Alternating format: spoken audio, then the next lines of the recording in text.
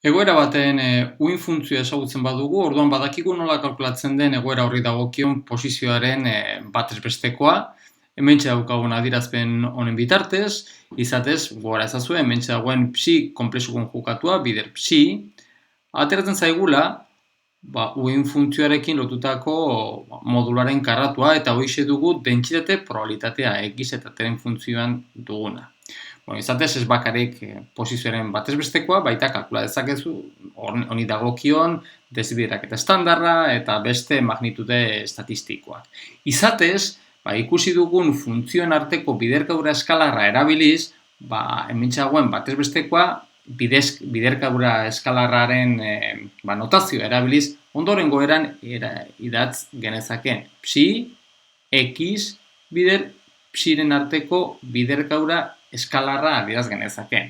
Horretarako bakarrik gogoratu, hementxe dagoen biderkadura eskalarra izango litzatekela integral baten berdina, minus infinitotik infinitora, eskerrean daukaguna psi konjukatua izango dugula eta eskubian duguna kasunetan x bider psi izango denukeen. Integral bider diferentzial x. Funtzioen arteko biderkadura trukakorra izan da, orduan argi dago honen berdina dugula. Hori posizioaren batez bestekoari dagokionez. Nola kalkulatu dezakegu momentuaren batez bestekoa, baita badakigu nola egiten den. Pixka bat beste pausu bat eman behar dugu, horretarako uin funtzioari dagokion Fourieren transformatua kalkulatu behar dugu, eta Fourieren transformatuarekin lotutako lotu egin dezakegu momentuari, kasu honetan, kari dagokion dentsitate probabilitatea, eta kari dagokion dentsitate probabilitatea, gora ezazu edala A hori beraz Fourieren transformatuaren modularen karratua izango litzatekela, eta orduan hau ezagututa egin beharko integrala momentuaren batez bestekoa kalkulatzeko izango litzateke h bider k bider karekin lotutako dentsitate probabilitatea. Horren integrala egin ezkero orduan momentuaren batez bestekoa kalkulatu genezakeen. Baina horretarako esan dugun bezala, beste bitarteko pausu bat behar izan dugu, hau da, uin funtzioari dagokion Fourieren transformatua kalkulatu behar izan dugu. Badago bestera bat kalkulatzeko momentuaren batez bestekoa, edo momentuarekin lotutako beste magnitu estatistikoak, baina mentxe dagoen bitarteko pausu hori egin gabe.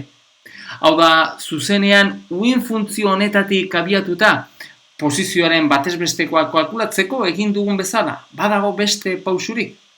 Eta erantzuna da, baiezkoa, badago. Horretarako egin beharrekoa, zera dugu, momentuaren batez bestekoa, zera izango genukeen. Hau dugu, momentuaren batez bestekoa, da psi minus IH barra x-ekiko derivatu partziala bider psi. Era honetan ikusiko dugun bezala, era honetan kalkulatu dezakegu momentuarekin lotutako batez bestekoa. Ikusi dezazue zein den x-ekin duen antzekotasuna. X-en batez bestekoa kalkulatzeko, hemen x jartzen dugu, eta momentuaren batez bestekoa kalkulatzeko jartzen dugu beste eragile bat. Kasu honetan derivatu partzialekin lotutako eragilea izatez irudikaria dana. Orduan, gure erronka, kasu honetan, izango litzateke ea benetan, hementxe guk ezagutzen dugun momentuaren batez bestekoa, ea era honetan adieraz egin daiteken, eta hori da hurrengoan egingo duguna. Orduan, horretarako, hementxe dugun erronka, izango da guk ezagutzen dugun momentuaren batez bestekoa, benetan, ea era honetan kalkulatu egin daiteken. Hementxe erdian jarri dugun eragi hori momentuarekin lotutako eragia deitu duguna, minus IH barra x-eko derivatu partziala, esan duena da, derivatu partziala hori dago eskubian dagoen uin funtzioaren gainean dago aplikatuta. Era honetan ulertu behar dugu. Beraz, hementxe daukagun biderkaketa eskalarra, ondorengoa izango litzateke uin funtzioa, eskerrean dagoen uin funtzioa izango litzatekena, eta gero honekin batera, minus IH barra psiren x-ekiko derivatu partziala. Hau izango litzateke beraz eskubialdean, biderkaketa eskalar honetan daukagun eskubialdean izango genuken uin funtzioa.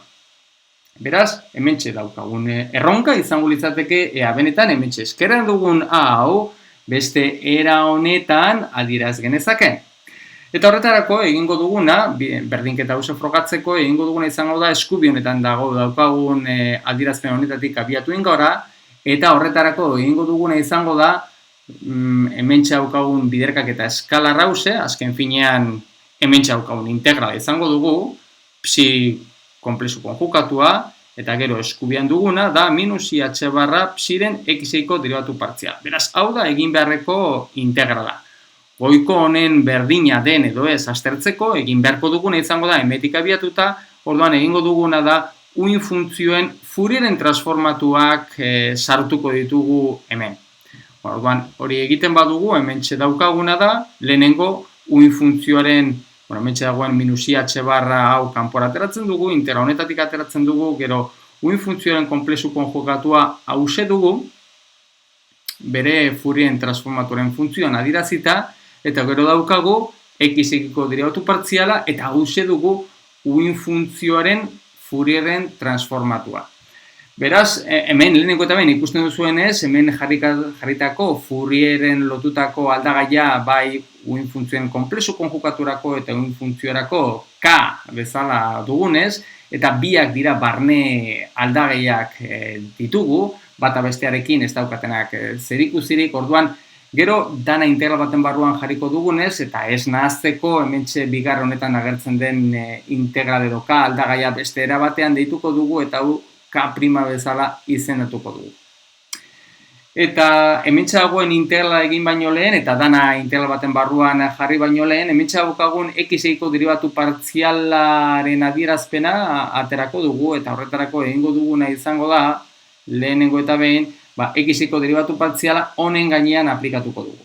Hori egiten badugu, orduan ateratzen zaiguna, zera dugu, zati erro bipi, konstantea, integrala, minus infinitotik infinitora, x-eiko menpekotasuna bakarrik esponentzia honetan agertzen denez, orduan haren gainean ez dauka inolako eraginik, eta gero x-eiko derivatu partziala egiterakoan agertzen da ik', beraz, i hori kanpora eramango dugu, gero daukagu k' eber ik' x diferentzial k'. Beraz, hause dugu hementxe dagoen x-eko derivatu partzialen adierazpena, eta oraintxe hurrengo urratzan egingo duguna izango da dana integral baten barruan jarriko dugu.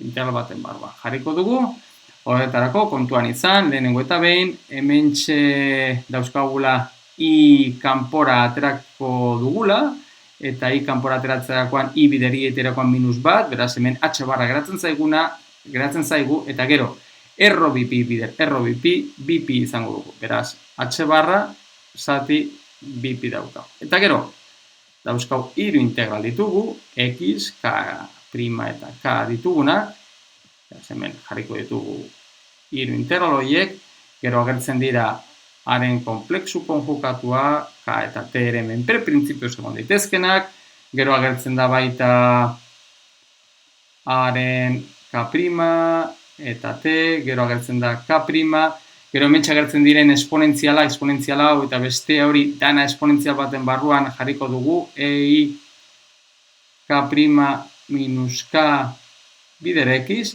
eta gero kontuan izan, hementxe egin behar ditugula integralak diferentzial x, diferentzial k' eta diferentzial k ditugula. Bueno, orduan, lehenengo x-eko integrala egingo dugu, horretarako kontuan izan bi funtzio hauek eta k' ez daukatela x-eko menpekotasunik, eta beraz bakarrik hementxe dagoen esponentziala duela x-eko menpekotasuna. Beraz, horren x-eko integrala egin behar dugu. Beraz, esponentzial den x-eko integrala egiterakoan, gogora ezazu, eta hementxe dagoen bi pi gainera barneratzen badugu, badakizu zein den, horren adierazpena hori da, Diraken deltak duen representazio bat. Izatez da, Diraken delta k' minus k. Hauze dugu, hortxe dagoen adierazpena. Diraken delten adierazpena. Beraz, ja, egin dugu zein den x-ekiko integrala. Gero geratzen zaigu egiteko k'-arekiko integrala. Horretarako, hementxe Diraken delta izan da, oso arraza dugu. K' hemen agertzen da, k' baita hemen agertzen zaigu, orduan k'-arekiko integrala egiterakoan, bakarrik egin behar duguna da, k' berdin k egin.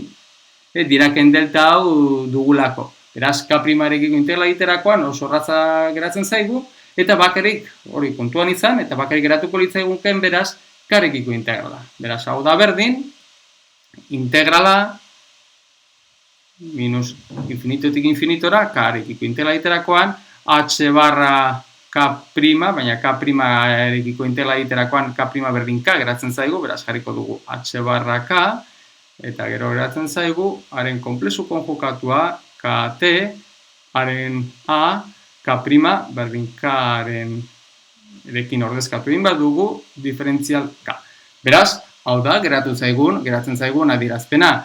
Eta kontuan izan, hementxe daukagun hau, zer esanik ez, dala, haren modularen karratua, beraz, hau dugu, K'arekin lotutako dentsitate probabilitatea. Beraz, zer esanik ez, hementxe daukagun adierazpena da, goian, esan dugun bezala, peren batez bestekoa. Beraz, zer da era horretan frogatu egin duguna? Era horretan, ikusi dugu nola, eskubian daukagun adierazpen hau, dugula eskerrean duguna. Beraz, eskerrean genuen, peren batez besteko kalkulatzeko ohiko era. Eskubian dugu nolabait, zuzenean. Uin funtzio honetatik abiatuta, beste eragil, Xen menpekotasuna duen eragil berezi honekin, kalkulatu ahal izan dugu baita, peren batez bestekoa. Beraz, horrek zer esan nahi du? Horrek esan nahi du, hemetiko ondorioztatzen duguna da, hementxe dagoen hau, eragilea ditu duguna, perekin lotutako eragile bat izango dugula. Eta honen arabera, zuzenean, uin funtzioen gainean aplikatuta, perekin lotutako magnitude estatistikoak, kalkulatu ahal izango ditugula. Beraz, hemen ze ikusi dugu, hemen ikusi duguna, ondorioztatu duguna, zer dugula? Lortu dugula, perekin lotutako eragilea dituko duguna, eta eragile hori adierazteko hementxe dagoen ikur honekin adieraziko dugu, eta perekin lotutako eragilea dugu minus IH barra X egiko deribatu partziala. Ikusiko dugun bezala, Kopenhageko interpretazioaren, mekanika kuantikoaren Kopenhageko interpretazioen barruan, magnitude fisikoekin lotuta izango dugu eragilea.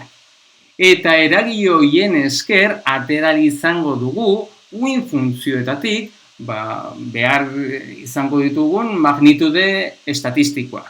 Orduan, gure erronka, gure helburua izan beharko da magnitude diferentei, magnitude fisiko diferentei, dagozkien eragileak aurkitzea. Kasu honetan, eman digute zein den eragile hori, ez? Baina esperientziarekin lortu dezakegu magnitude fisiko diferenteetarako dagozkien eragileak bilatzea. Baina hemen, interesante izan dugula bai lortu izan dugula, uin funtzioetatik zuzenean, beraz, bitarteko pauso hori gabe, beraz, uin funtzioari dagokion Fourien transformatua egin gabe, bai lortu izan dugula, momentuarekin lotutako batez bestekoa kalkulatu ahal izatea. Horretarako ezinbesteko izan dugu momentuarekin lotzea eragile bat. Kasu honetan eragilea hauxe du.